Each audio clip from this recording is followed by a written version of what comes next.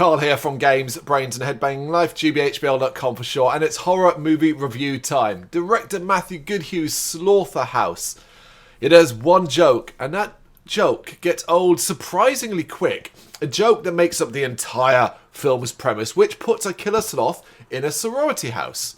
And if you heard that and thought, I need to see this film, absolutely no one, least of all me, would blame you. It's what happened to me. A love letter to old school slasher style horror featuring practical effects and no shortage of humour. It really could have been special.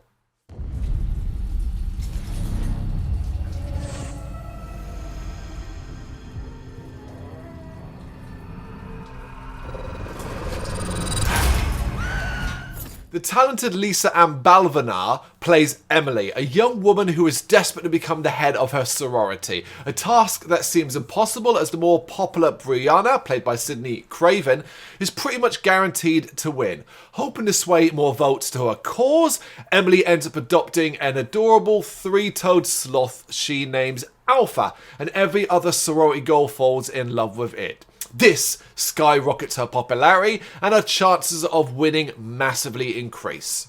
However, Alpha is no normal sloth and sets about killing off the members of the sorority house one by one. Alpha?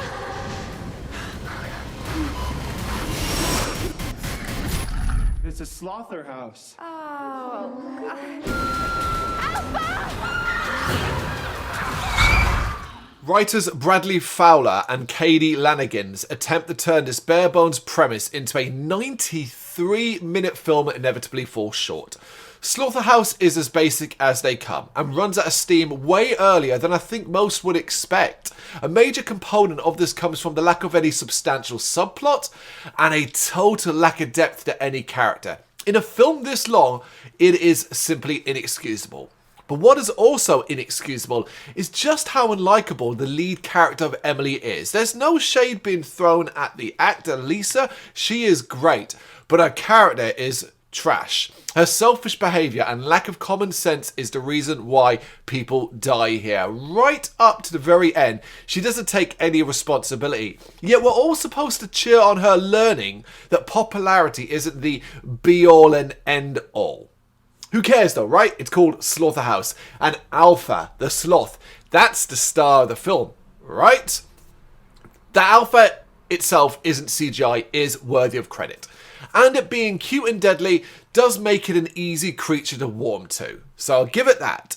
However, we come back to the same thing I said at the start of this review, and that is the joke gets old really quickly. Not only that, while the body count is high, the deaths are wholly unmemorable. By the end, it's all reached stages of silliness that start to make you feel a bit stupid for actually watching it. Alpha drives a car. Alpha does selfies with his victims and posts them on his own social media account.